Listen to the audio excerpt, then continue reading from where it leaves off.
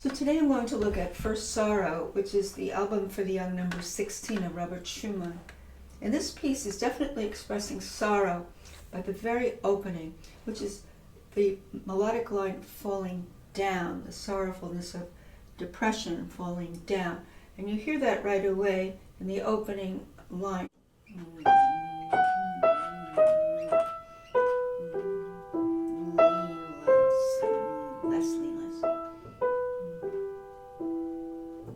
Also in the minor mode of E minor, and you heard a D sharp right away, which means he's using the harmonic form of the minor of E minor scale, which is good to know from where the piece derives its content, which is the E minor scale. That's the key of it. Now the other interesting thing at the very beginning, besides the falling down motif of the melodic line, which is the sense of sadness, is also the following progression. The 4 chord of E minor resolving down, again down to the tonic. And the 4 chord of E minor is an A minor chord. So if we walk up 4 notes, we have an A minor chord. And that nicely falls down to the tonic. Now you can invert that too. Like here you have the second inversion of the 4 chord, because you now have an E, A. Right at this juncture, you're going to be in the second inversion of A minor, which is still the 4 chord, and that's going to fall down to the tonic of E minor. Now you often hear the 4 chord going to the 1 chord in a church where you have what's called the plagal cadence. Now often the plagal cadence is major 4 chord going to a major 1 chord. Amen. Now this happens to be a minor 4 chord going to a minor tonic. And that's okay because we're in the minor. Now you're going to notice when you play those measures where you're rolling over a 4 chord, you're going to lean more on the 4 chord and naturally, organically resolve. Now choreographically what I do upstairs is I have this motion.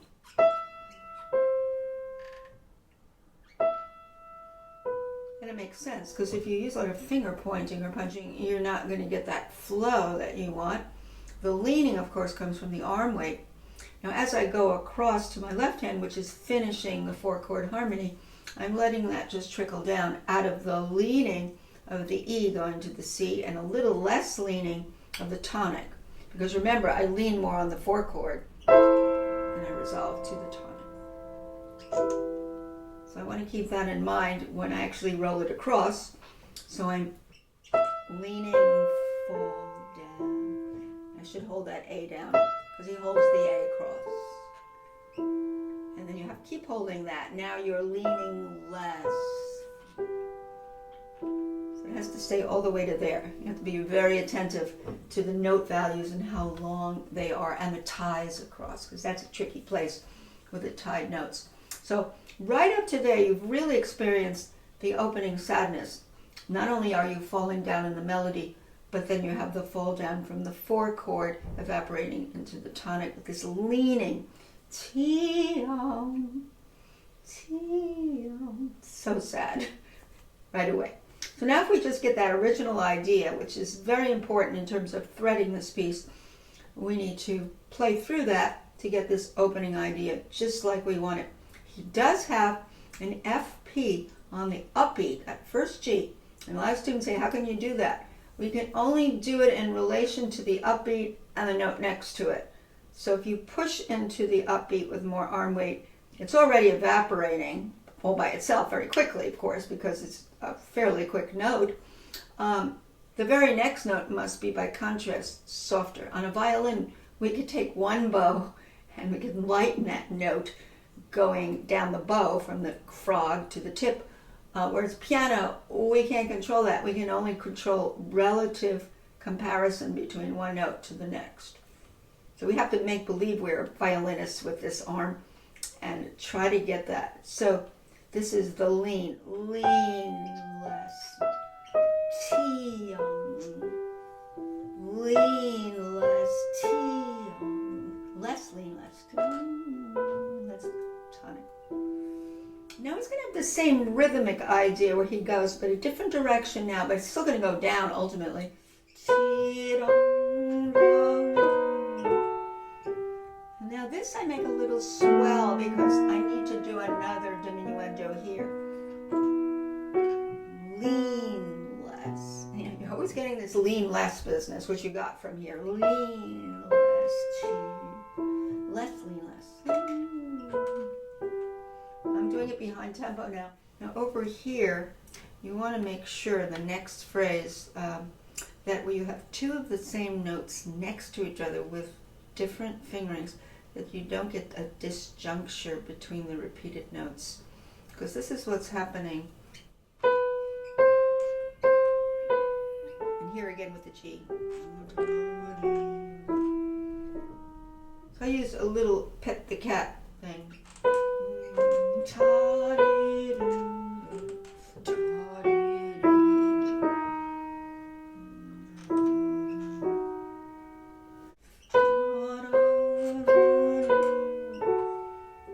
And then swell like I did, so you can get a diminuendo at the end of the phrase. We're back to the beginning.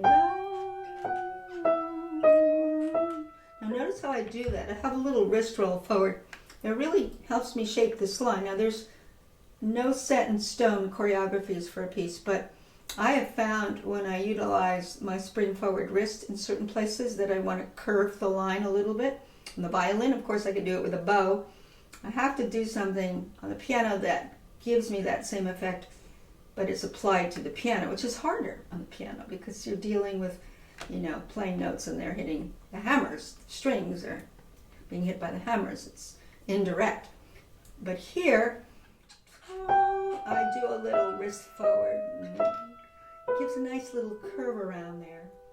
Lead, 4 chord, T, and less G. I'm going to do the same thing here. Now I'm going to swell out because I want to get the diminuendo. I have to have somewhere to go back now.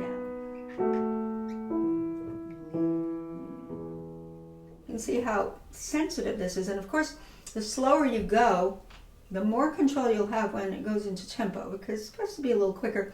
But the slower you can do all of these choreographies and weight transfers, because there's a lot of weight transfer here too, then when you let it go, it's still there, but it's just flowing exactly the way you planned it. You have to do some planning. There are too many steps to have a lot of saturation of pedal. You've got to be careful. So when you have areas where you're suggesting these chordal crossovers between the hands, I don't think you want to put it across the whole crossover, but parts of it, because you want to hear the clarity of Tito, pedal down, Tito, pedal down. And that works. All I used it on was this on the bottom to this. It doesn't mean you might not want to do something else, but you don't want to get it so saturated, Okay, now the next section goes in at the start of the B section to C major, from here to here. Well, they do this a lot in the Romantic era. They go down a skip. They could go from a minor triad here, E minor, which is the key of the piece, to a skip down into the major. We see that in Chopin. We see that in Chopin. I believe in the Nocturne, he has, if I remember correctly, he has a B major chord going to G major. And it's a very eerie kind of sound. Anyway, what we see here is the same idea, the fall down, but it's major. Is it happier? I'm not sure, because the ultimate fall down is still the somber quality that's being realized here, I believe. Now, in terms of fingering, I do this. This is in C major. We're starting on E. We're leaning on the upbeat. T, 4, 3, thumb. I do thumb there, and then because that allows me to connect 4-2 to 5-1 here. So that's what's happening here. The left hand will do under that. Notice how I use my wrist. So again, you get this nice internal shapes of the lines instead of flat lining it. You don't want a flat line in this at all. So slow motion we get. You gotta be careful, you have overlap here. Be careful. Your hands can collide there.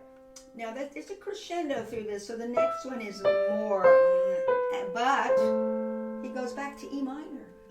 That's where it gets sadder again. So you have the juxtaposition of C major and its dominant, and then you have E minor and its dominant. It's good to do that. You can start, chording things, saying, oh, look at the harmony underneath this. That's important. And how you phrase, so important. Especially when you have dominant, tonic is going to go down. It's going to resolve down. Again, all this resolving down in this piece. Even more, but then sad answer. Now he's back to the beginning, but the left hand is taking up what the right hand had at the beginning. Look what the left hand's doing. Beginning, you had that. And what he's going to do here is going to pile on that very subject between the hands like counterpoint. So he's going to have overlapping counterpoint of that one idea that you heard at the beginning. It is now an octave lower, and it's in the left hand. So you're going to hear what I'm going to try to flesh out. So here it is overlapping. And it continues, left hand. And then the hand comes together, similar to Bach would do this. And then we're back to the right hand, coming back with the beginning idea. Lean, I'm using my pedal now. Now suddenly he has this burst of remorse or anguish at the end. He's letting everything out. He's saying, I'm very sad, but now I'm just totally unleashing my anguish. You know right away by these chords. He has these chords. Ya, ya. It's a big surprise. Ya, ya. And then he fades off. And that's that sigh. It was a sigh down. Notice the sigh down. Sigh down. These are sighing pairs. Sighing pairs. 2 eighth notes lean less.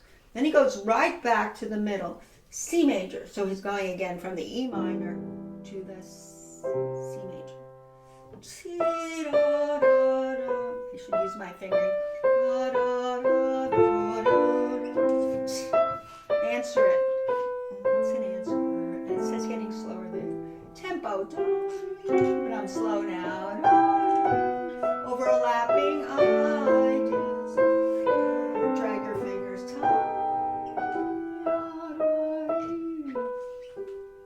Leanless, even less. Now let out the anguish.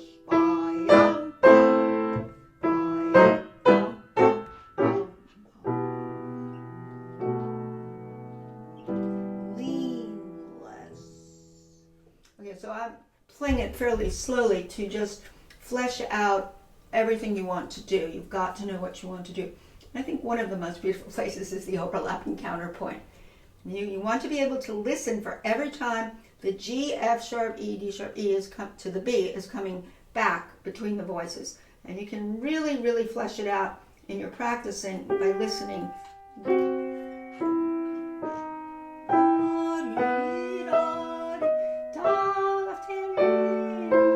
And then it goes straight down. These are parallel 6.